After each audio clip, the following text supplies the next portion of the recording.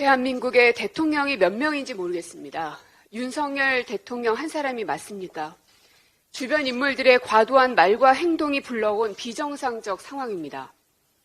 김건희 여사에 대해서는 오늘 최고위에서도 여러 지적들이 있었지만 지난 한 주에만도 7건의 일정을 소화했고 그리고 만나는 대상 또한 정치권 접촉, 유가족 만남 등 대상을 가리지 않고 있습니다. 발언에 대해서도 임기 내 개식용 종식 노력, 정부가 생사 확인과 귀환에 힘써야 한다. 이런 발언들은 대통령이 책임감을 가지고 해야 할 말들입니다. 개식용 종식은 국회 입법으로 해결해야 하고 생사 확인은 정부의 강한 의지와 외교력으로 풀어야 합니다. 김건희 여사의 말 한마디면 여당 국회의원들이 법을 척척 내주고 또 인사청문회를 거친 장관들이 영부인의 지시사항이라며 외교 테이블에서 의제로 논의되고 그러는가 보죠. 윤 대통령이 주 60시간 상한 발언을 했을 때 그건 대통령 개인 의견이라고 했던 대통령실 관계자 발언을 다시금 떠올리게 됩니다.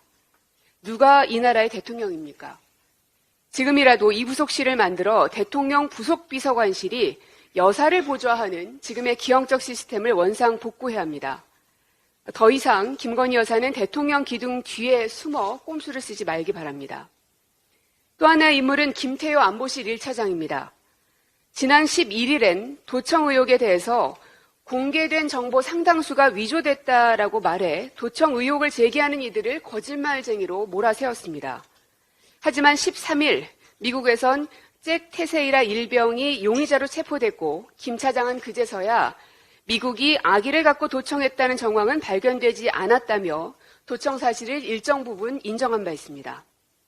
그런데 이젠 그것보다 더 나아가서 미 측이 도청 의혹에 대해 심각한 인식을 공유하며 저를 만날 때마다 유감을 표명했다라고 말했습니다. 유감 표명을 받아야 할 사람은 대한민국 국민들이고 현실적으로는 국민을 대표하는 대통령이어야 합니다. 누가 김태효 차장에게 대통령의 권한을 위임했습니까? 아니면 저희도 모르게 대통령 특사로 임명이라도 받았습니까?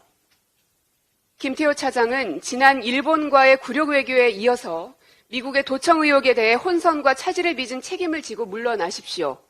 대통령을 더 이상 식물 대통령으로 만들지 마십시오.